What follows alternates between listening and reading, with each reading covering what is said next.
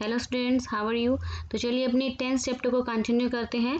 और अगर आप इसका फर्स्ट पार्ट देखना चाहते हैं तो प्लीज़ सर्च कीजिए 10th बाय रानी शर्मा। तो उसका फर्स्ट वीडियो आपको मिल जाएगा, फर्स्ट पार्ट 10th का। और ये है हमारा सेकंड पार्ट जिसमें कि मैं आपको विद आंसर्स आपकी एक्सरसाइज बुक की आपको कराऊंगी। तो चलिए 10th रूल्स एक बार फिर दोबारा रिपीट करते हैं। प्रेजेंट टेंस में हमें पता है, we are know very well that subject आपकी फर्स्ट प्लेस होती है, देन उसके बाद वर्ब आता है और उसके बाद ऑब्जेक्ट आता है। तो सिर्फ हम वर्ब की पोजीशन यहाँ पे देखते हैं और हेल्पिंग वर्ब की पोजीशन, क्योंकि as we all know very well about subject will come in first place and object will come in the last place.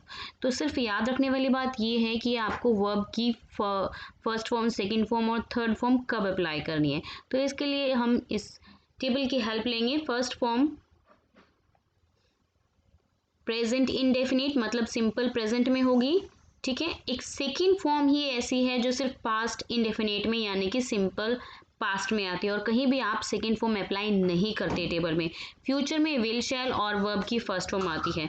अब हम प्रोग्रेसिव अगर कंटिन्यूस की बात करें तो helping verb is are am आएगा प्रेजेंट में, वर्ब की फर्स्ट फॉर्म। और जैसे कि मैंने आपको क्लास में बताया था, कंटिन्यूस के लिए V1 ING आता है, ठीक है। ऐसे ही पास्ट में was were V1 plus ING और फ्यूचर में will B plus V1 plus ING। चलिए परफेक्ट का सिंबल मैंने आपको बताया था, has, have, had, three brother की स्टोरी बताई थी। हैड हम पास्ट में यूज़ करेंगे, हैज़, हैव हम प्रेजेंट में यूज़ करेंगे और हैव फ्यूचर में, विल हैव, ठीक है। और उसके साथ हमेशा प्रेजेंट, पास्ट और फ्यूचर में आपकी वर्ब की थर्ड फॉर्म आएगी। जल्दी से चलते हैं परफेक्ट प्रोग्रेसिव फॉर्म्स में, जिसमें कि परफेक्ट है तो हैज़ हैव अप्लाई होगा, प्रोग्रेसिव है तो V1 प्लस ING है और इसीलिए परफेक्ट प्रोग्रेसिव साथ साथ है तो बीन अप्लाई करेंगे, ठीक है। Has, have, been plus first form plus ING present में, had been plus first form plus ING past में और फ्यूचर में will have been plus first form plus ING। तो चलिए आते हैं अपनी बुक की पेज पर। I have explain you about the present perfect tense. मैंने आपको प्रेजेंट परफेक्ट टेंस एक्सप्लेन कर दिया था जिसमें कि has, have plus V third लगेगा, ठीक है। इसी के डाउन साइड नीचे दिया हुआ है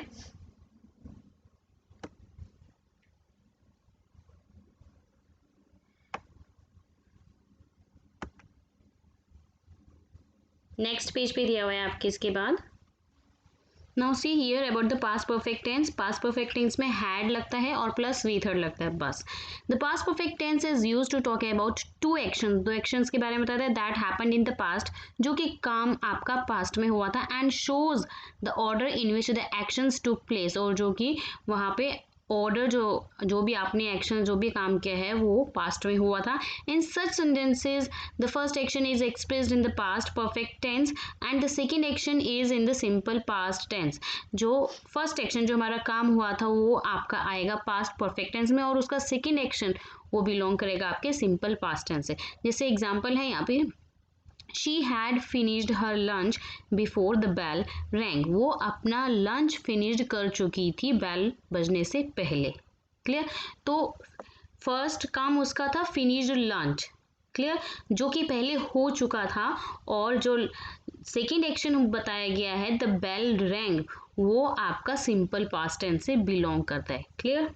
तो सिंपल सी बात है, it's indicate an action completed before a given point of time. This moment और point of time may be indicated और may be understood.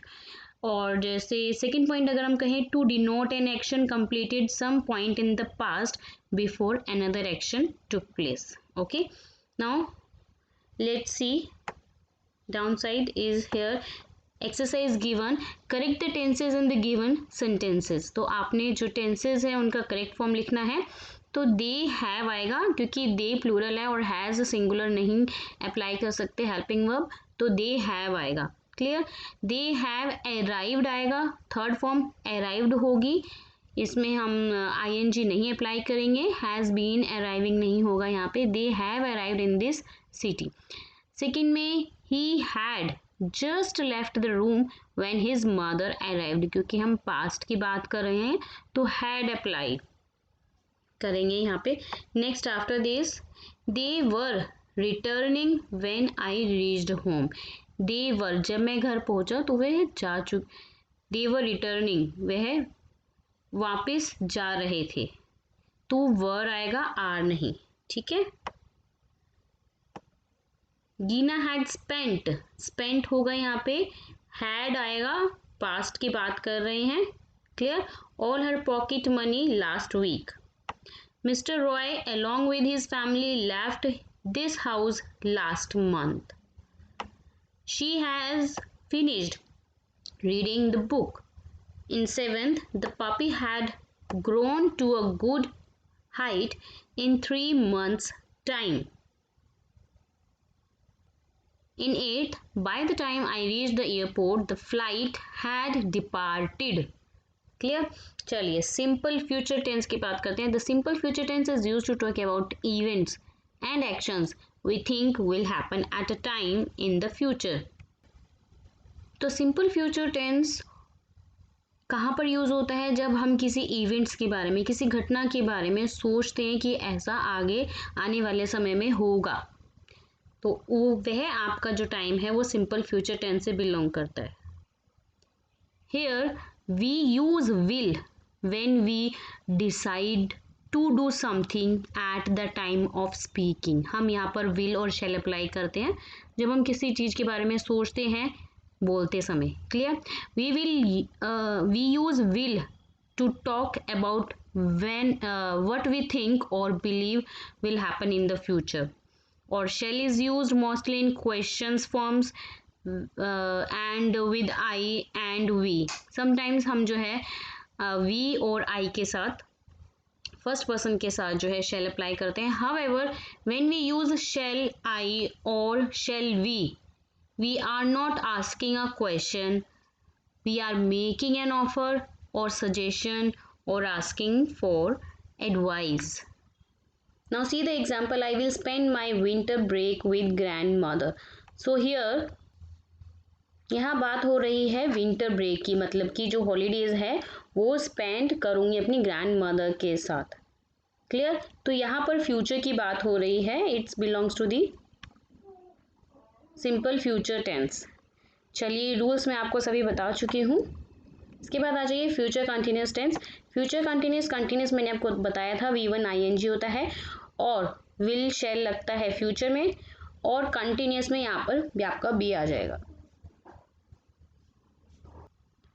So future continuous tense is used to talk about events that will be in progress at a point in time in the future. For example, she will be preparing for the quiz during the month of July. वह जुलाई में अपने quiz exam की, quiz की जो है preparation means तैयारी कर रही होगी। In future continuous tense, it also denote future events that are planned.